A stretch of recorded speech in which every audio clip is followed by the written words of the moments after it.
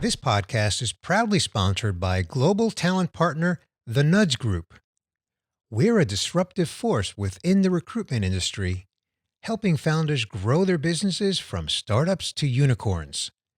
We're not just a recruitment company, we're a strategic partner offering a system known as the Nudge Experience to help you grow.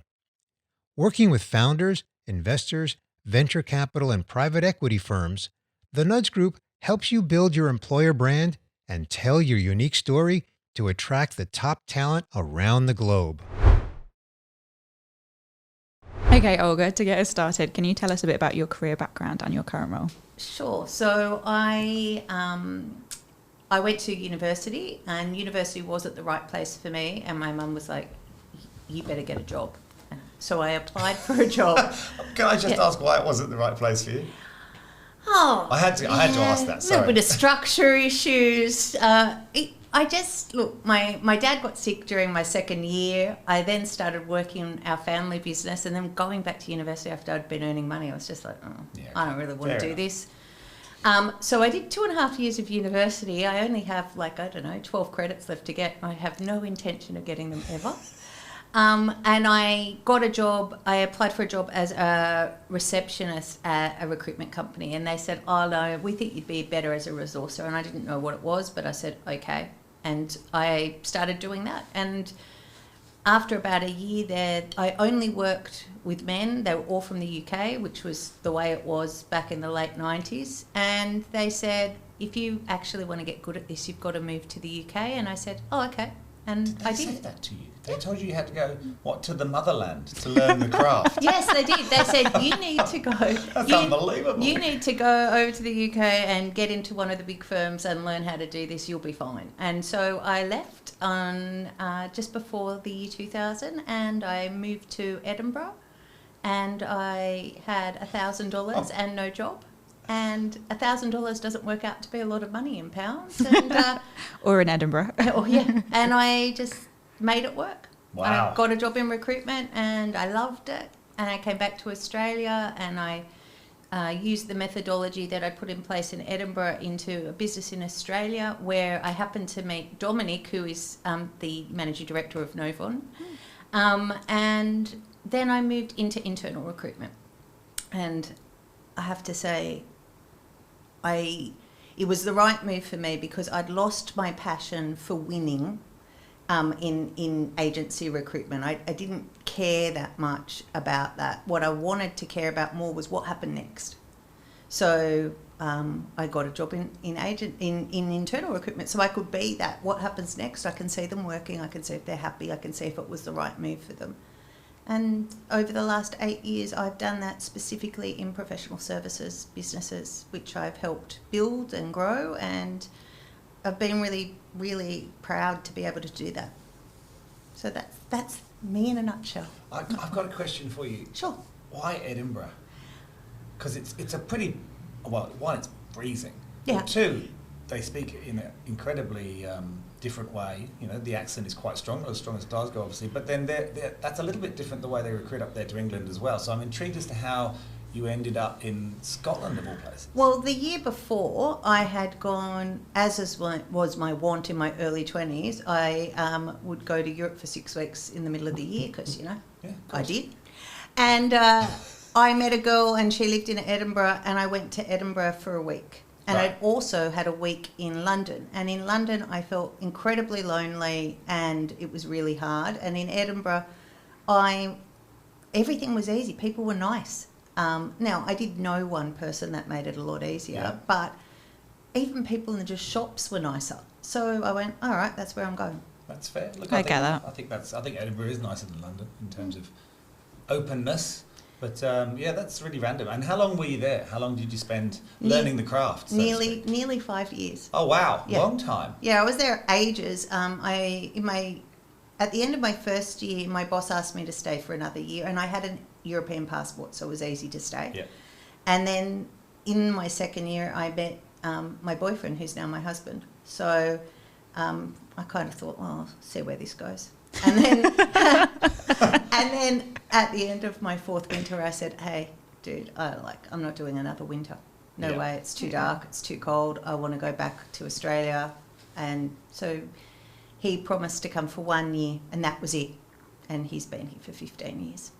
Yeah, that sounds about right. And he's not going back anytime now, that's for sure. Every time we go back to the UK to visit, he goes, oh no, we made definitely the right choice. I'm like, okay, all right. That's good. Yeah. 5 years, gosh, that was a long time. It was a long time. My parents were pretty convinced that I'd be home by the end of January. So they were pleasantly surprised, I hope. I don't know. I had in my mind that I was going to make it work, and I worked, in those early years of recruitment, I worked really hard. Like I worked a lot of hours. I was really happy to do that. I had a very clear focus on being successful, and I didn't want to be necessarily a 360 recruiter. I actually really enjoyed the delivery side of recruitment. So I crafted a role for myself in that space that was managing a delivery team and doing that. And I really loved it. Interesting. You mentioned something else that caught my attention. You said you lost your desire to win, which is why you went into internal recruitment. Explain that, because obviously, in internal recruitment, you still have to win, you still have to fill the roles, right? So, I mean, I want to unpack that, I think, is the expression a little. Well, let's unpack it. So, in agency recruitment, my goal was to find someone, to mould them into the role that they'd have to have the basic skills to get the job that they were doing, but I could talk them into doing it even if it wasn't 100% for them or what they wanted. And then I would just hope they would stay there for 6 months. Okay. Wow. And after many years of doing that, and I loved having my name on the board. I loved having, how many people I'd found, or I loved. So you're talking about the sales board here, right? The sales board on the wall. That's the sales board. I loved the sales board. I loved the internal competition with other people. I loved being the best. And I was for a really long time, and I loved it. And then I just didn't love that anymore. Interesting. And so when I didn't love it anymore, it wasn't that I didn't love the process of getting someone a job. But that process wasn't enough anymore. I wanted to see what came next. Okay. And that's when I moved into internal recruitment. And what did you notice? And I know all internal recruitment roles, are different depending on the company. But what did you notice was the biggest difference when you made that switch? And what is it about it now how long have you been doing internal recruitment now? Oh, a long time. So what keeps you 10 years still maybe? motivated in that space, I guess? I love building communities and teams. I love it. I love creating a culture in a business where I am able to help embed that culture, and it's a culture of value, and then invite people to come and be part of that community. Now, I didn't do that at the beginning of my internal recruitment career. Yep. At the beginning of my internal recruitment career, it was very much like agency recruitment. The only thing was there were no targets. And there was no commission, so the base salary was higher. But It was very, very much like agency recruitment. As my career as an internal recruiter progressed, I then became more of a people and culture manager. So it was very much about getting the right people to fit the culture of the organisation, being part of living that culture. Now, luckily, the 3 organisations that I've done that for, I've really believed in the culture, and I've really believed in the values of the organisation. They've really been authentic to me, and I've felt like I could do that. But fundamentally, I really like people. I really like getting to know people. I find them so interesting. Yeah. I love the differences in people, and in my role as a people and culture manager, director, whatever the position title has been, I feel it's an entirely privileged role, because it's not really HR, which can seem quite scary to people. And let's be truthful, I don't really like all the HR rules. Some of them I think are a bit boring. As in the legal ones? No, like the really big ones, I'm like, yeah, sure. But sometimes policy is for policy's sake, and it's so boring. Like, I always live by the fact that people are grown-ups, and I only make a policy when someone does something stupid. Yeah. So hopefully they don't do that, right? but I've been so privileged and to have people tell me things first. Because a lot of people, particularly in technology, they're new immigrants to Australia. They don't have family.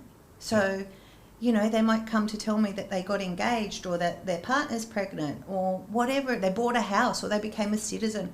That's a huge privilege to be the person that they think, I'm going to share this with someone. I'm going to share this with Olga. And I've always felt so lucky.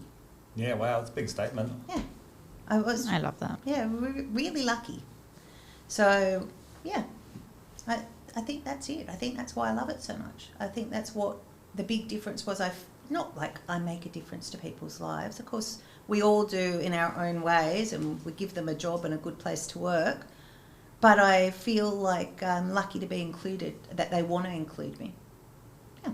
That's I like the way you put that. That's nice. Yeah. Thanks. I guess looking back now, for anybody now that was going to switch from recruitment to in-house, what advice would you give them? The first job I had working internally, it took me a long time to make the transition from just they're close enough fit to they actually need to fit not just the technical skills but also the culture of our organisation where we're going forward. So that took a long time for me to stop trying to get the person the job by prepping them too much for their internal interviews and things like that, and letting them get the job off their own back. That's probably one of the fundamental differences I had to change. I would say that if you have a desire to see what happens next, internal recruitment is definitely the right spot. But As in the people, what they do after you. yeah, like after you place them, what happens next? Do they love it? Do they not love it? Do they flourish? You know, one of the things I've learned about professional services is in all the professional services companies I've worked for, and I feel like this would be across everywhere, they always talk about you've got to have two sets of skills. You've got to be a consultant and you've got to have your technical skill set, your specialist skill set. But no one invests in the soft skills that is what a consultant needs. So I spend a lot of time talking to people about their soft skills, and when we do their goal setting, one of their goals has to be a soft skill goal. And it can be something tiny. It can be diary management or note-taking in a meeting. People need to develop these different types of skills, and we don't invest enough time in doing that. Yep. But one of the things we spend a lot of time on doing is trying to encourage people to do presentations, because everybody does that now. Everybody's in workshops and different things, and we want to give people the confidence to have a voice in those meetings. So we spend a lot of time talking about that. That's good. I mean, that's such an important skill. I know at school they do it now from about year one, I think. I mean, I don't think we ever did it at school, but No. it's become an everyday skill that you need to have now, I think, and it's still, I don't know if it's, does anyone know, it's still the number one fear? It was the number one fear when I was younger. I'm not sure if it is now. I can imagine so. Yeah, public speaking is a big thing, and I think one of the other skills that is a skill that most of us need to develop is our active listening. Yeah. And I have to practice this a lot because I'm not super good at listening. I'm very excited about talking. But yeah, I spend a lot of time talking to people about active listening and being present, but doing something to help you listen. So, you know, if that means that you're doodling but you're listening, that's okay. But tell the person, I do this so that I'm right here, right? Don't do it like, oh God, like I'll just draw a landscape while I'm sitting here listening to you. So I've got a question for you. Yeah. So you say you love talking, Yeah. and you talk a lot to people about active listening. Can you tell me what they say back? They say, I do listen. I do listen. And I'm like, okay, well, you know, how are you listening? Because listening isn't just hearing the words and them going into your head. It's about looking at the person. It's feeling the vibe. One of the things that's been really hard about being working remotely is you can't always read the room in the same way because you've got 10 people in different rooms. Yeah. So the atmosphere isn't always there. So it's about trying to pick up on the other cues and really I'm a big stickler for having your camera on when you're on a conference like a video conference. Absolutely, I agree. I just think it's really rude if you don't. They could be doing anything on the other side of the screen. Just put your camera on. I don't care if your hair's brushed. Like, So how do you deal with that when you're trying to, I guess, you talked about that you can only have 10 people in different rooms. If you're trying to build that culture, you're trying to build the business, you're trying to assess people. I find it very difficult to read people's body language on Zoom calls. I find it's very easy when you're with people because we learn that growing up naturally as human beings. But once you get onto a screen, you lose a lot of that. You lose their energy for a start. That just doesn't seem to translate, and you can't always see their hands or their legs or their feet or how they're sitting, all that kind of stuff. So when you're trying to build a culture, or when you're working with people in a role like yours where it's all about the people, how have you adapted to deal with the fact that obviously people are back in the office now, but there is still so much time when we're remote? I was really worried about that when I took this role at Novon. I took this role in August last year, at the peak of the pandemic. We were coming out of it in Australia, but still people were very nervous. A lot of people were taking their health very seriously, as is correct. And I was like, oh my gosh, how am I going to build a culture where I can't see anyone? I can't build that sort of fun. Yeah. So we did a lot of things. So it started off with me just reaching out to people a lot and trying to get them to trust me. And one of the things that I learnt in my first job internally as people and culture was that not everyone is used to their HR people and culture lady ringing them regularly, and they get worried, like, why are you calling me? Am I in trouble? So I had to introduce it with, I am just ringing you for no reason, just to talk to you because you're at home and you probably could use a chat. So a couple of things. Sometimes I do a virtual coffee hour, so it's like a virtual coffee shop where just at 3 o'clock people can just dial in. Yep. Have a coffee. We do some online activities where people are all together doing quiz and stuff that isn't work related. It's just fun related. But it is really hard, and especially doing a team meeting where everybody is off-site. It's virtually impossible. Yeah. So it's a lot more one-on-one stuff. We also changed the way that we do our internal communication. We've only changed that recently because we tried really hard. In the last 2 businesses I'd been in previously, internal chat groups were a really big thing. And they, look, really in professional services, everyone's off-site all the time anyway. Even if they're not at home, they're on customer sites. So at one place they were really big into Yammer, the other place they were really big into Slack. At Novon, they weren't really big into anything. And they were like, no, we're going to use Teams. And I was like, okay. But our team couldn't use Teams because their customers all use Teams, and it's hard to have 2 instances. And, it was a nightmare. So now we use Signal. And it has changed the way we're communicating as a group. There's a lot more incidental conversations across teams. There's a lot more acknowledgement of each other and helping each other and celebrating small wins. And I think that building a community is about the community feeling like they belong and want to share stuff. Yeah. And that takes time. And I think we're coming up to 9 months now, and we've got a quorum of people who are into it. So now when new people are coming on board, it's just like, well, this is the way we do it here, and they just do it. Yeah, okay, cool. But it's been hard. And you've touched a couple of times on Novon. Do you want to tell us what Novon does? Sure. So Novon is a professional services company that specialises in data engineering and business consulting. So our vision is that we want to be the number 1 player in Australia of our size. By that, we don't want to be, Accenture, Deloitte, anyone really big. I want everyone to be able to be famous for something. I want everyone in the team to be able to be the best at something. I love that. So I don't want to be very big. I mean, 100 people, maybe 150, but... That's a lot of famous people. I know. And there is room to be famous. You can have your own awards. We do. Awesome. Good. So that's one of the things. So that was our vision. And then our mission is for our people our consultants to be trusted advisors and to take our customers by the hand on that journey of the transition that they're doing. That's not different from any other professional services company. It's just that I remind them of it every single day, that that's what they're meant to be doing. And they're meant to be not challenging, but influencing and guiding their customers into different ways of thinking, because that's what they're there for. Yep.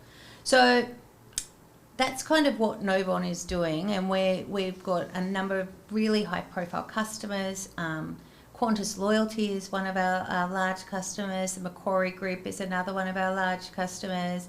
APA, which is in energy. So we've got lots of large customers that I think enjoy working with us because we are a little bit different. We're not Accenture or Deloitte. Yeah. We're a small organisation. In fact, one of our customers the other day, we were doing a quarterly, check-in, and what he was saying was, I would actually like to see your team working out of your office more, so that they can really be living your culture more. And I thought that was really awesome, because one of the biggest challenges I have had in my career is saying to companies, oh, I need, this person to come back for a team meeting because it's important to our culture, and the customer going, no. So I think COVID just gave us a massive gift where people are just like, oh, well, I trust them to do their job. If they do it at home, in your office, in my office, doesn't really matter. That is cool. And now look, I guess people want to work with 150 famous people, right? Oh, Who wouldn't want to do that? absolutely. And I the other thing I absolutely love about our team at the moment, and it will continue to grow, is we have people from everywhere. And I love that we have people from everywhere, because the more diverse a cultural mix of people you get, I kind of put it down to this. Everyone learns maths at school, but everyone learns it a little bit differently. They get to the same answer, but their logic path to get there might be slightly different. So when you've got a big problem at work, their approach to problem solving is going to be slightly different. Yeah. So if I can't solve the problem, but I say, hey, Steve, can you help me? You might look at it and go, oh, yeah, this is simple. You just do this or that, because your approach to that problem-solving technique is different. So I want to be the United Nations at work. That's what I want. So you want 150 famous people who from all over the world. Who work for the United Nations. Yeah, I'm going to get that's it. That's what I'm going to do tomorrow. I'm going to get a map and pin them all. Get one of those old Benetton posters. In fact, Benetton's still around. Maybe they could do all your gear. That would be great. The United Nations of Novon. Oh, that would be excellent. I think that's great. Some of those cool Benetton posters, though, you should be putting them up all over the office. Well, actually, excitingly, we've been cohabitating with another business, and we're actually getting our own office, which is very exciting, because we've just cracked 50 consultants. Wow. Which is an amazing, thank you, an amazing achievement, because when I started in August, we had 15. Wow, Jeez. that's huge. Yeah.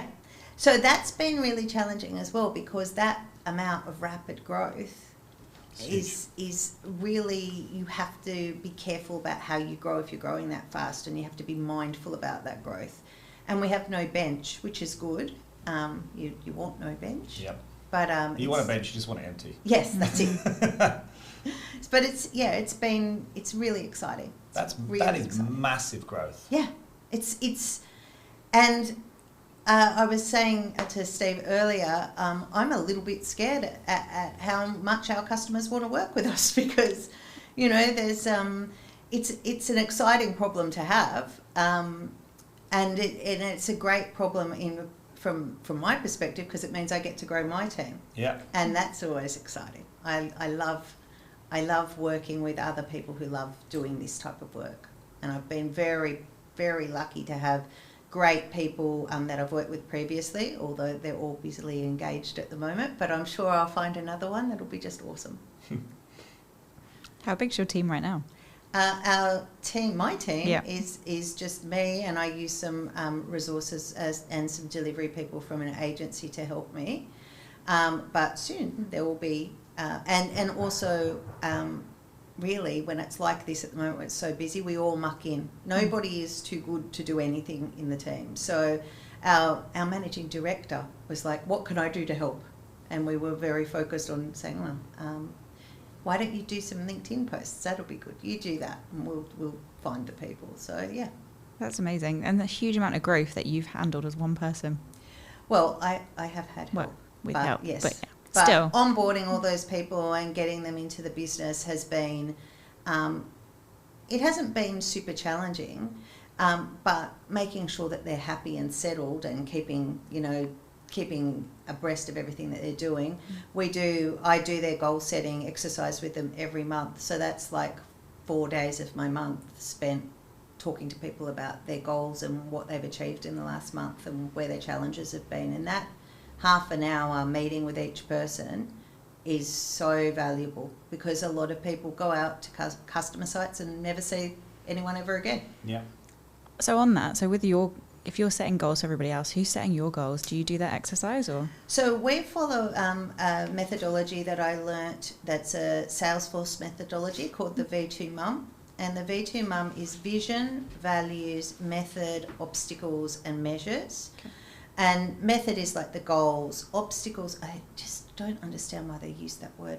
Challenges is a much nicer word than obstacles. I mean, I don't want to say that Salesforce did it wrong. I mean, they're obviously doing something right. Everyone can improve, Olga. But Everyone, that's even it. Salesforce.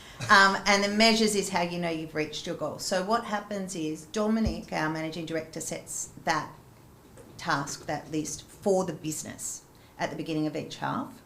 Then each sort of manager below that writes theirs to answer that. So you go, the company goal, let's say, was to be 50 consultants. You would say how you are going to help reach that company goal. Yeah. Okay. And then the rest of the team then get that. So they've seen all the way down the line how everybody's working towards making this goal. So then they talk about how they're going to do the goal. So if the goal is to get to 50 consultants, I'm going to refer everybody that I know. I'm going to work hard to be the best consultant I can be, so that the customer gives us more opportunity so we can hire more people. So it's about doing that, and that's quite interesting. Nice. Yeah. Yeah, so that's sort of what we do on a monthly basis. And it's not about saying to people, you didn't do it, you're in trouble. It's about the theory is if you write down a goal, if you share the goal, and if you revisit it regularly, you're far more likely to achieve it. Particularly sharing, I think. Oh, absolutely. And it's about sort of reminding people, well, you said this was important to you. What's stopping you achieving it? Yeah. And sometimes you just need someone else to say to you, well, hang on a second. Like that, so all you need to do is book the exam. Just book the exam. Do it right now. Let's stop talking. Let's book the exam. Yep. Like it can just be making someone clear the time. Yeah. It's the accountability as well, isn't it? It's like anything you do. If Yeah. you've got a group of people to support you to do it, you're more likely to get it done. I think people like also the fact that often in professional services organisations, it's hard to feel that you have a career path because no one sees you. Yeah. It's different, isn't it? It's very different. So people like the idea that they're working towards something. So if their goal is to become a manager, they can show that they're taking the active steps to do that. Yeah, I think you're right, and I think in all professional services, it's about doing the job, right? It's about providing the service, and no one really thinks about where they're going. Yeah. Well, no one really. They probably think about it, but the companies don't necessarily ask them to articulate it, and the companies don't articulate where they want them to go particularly well. So it's a missing link in a lot of professional services organisations. I think so, and I think when you do it just once a year, you sort of do it, you write it down, and then you panic the day before you have to have the meeting again, like, oh God, did I do any of this stuff? Yeah. So this is like every month, it's a living document, it's easy. Do you just have that on a Word document? Or Yeah, it's just a Word document. Simple stuff? Yeah, it's just a Word document, we just share it. I keep it as like the source of truth, but it's on a Dropbox, they can go in and update it. It's a traffic light report, so you achieved it, you make it green, you're working on it, it's orange, and if you need help, it goes to red. Yep. And then we talk about it, and it helps people stay focused and motivated. Yeah. Okay. Cool. Yeah. Looking back now, what do you think's been the biggest lesson that you've learnt along the way? The biggest lesson that I have learnt is that I do not have to solve for the now. That I can say to someone, oh, that's interesting, let me think about it, rather than just giving the first idea that comes into my head, which might work. I learnt that lesson too. It's a hard one, isn't it? It took me 2 years to be able to say, I'll have to get back to you on that. I think you're like, you get excited very easily. Very excited. So if someone's got a problem, it's like, let's solve it now. Yeah. I'll just stop what I'm doing. Let's solve it. Or worse, I won't stop what I'm doing. I'll just give you an answer that I know will work, but it's probably not the best answer, but that's fine. You'll be all right with that.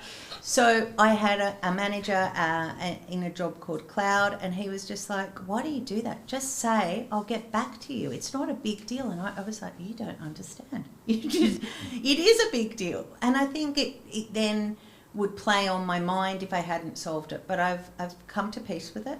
It did take 2 years of active effort to stop myself, and I would often give an answer and then say, actually, you'll need to come back to me. That's probably that's one way of doing it. Let me think of some other ways. Yeah. And that's my biggest lesson that I learned. I love that lesson. It's made my life far less stressful. I'll bet. Yeah. Yeah. Nicely put as well. Okay, and then last question. Okay. Who else would you like to hear from on the podcast? Ooh, well, I have nominated someone that you're going to speak to, Emma Dwyer, who is excellent. I don't know. I think Alicia Lykos at Red Wolf Group. She's really interesting. She's had an interesting journey. I think she would be interesting to hear from. I've spoken Awesome. to her. You've introduced me to her, haven't Yeah. you? She's got fiery red hair. And Yes. she's very energised. She is a very energetic person. Yeah. She's awesome. Yeah, she makes you want to get up and do things, and I think that's awesome. a great thing. There's also another person who's a bit like that called Claire Burns, and she's also like that. She's just very, very energetic, very excited about life, and that gives you energy when you're around people like that. Yeah, it's just so infectious. Awesome. Thank you so much for today. Thank you. I've really enjoyed it. This Thanks, has Olga. been excellent. Okay. Thanks. All right, thanks. Bye.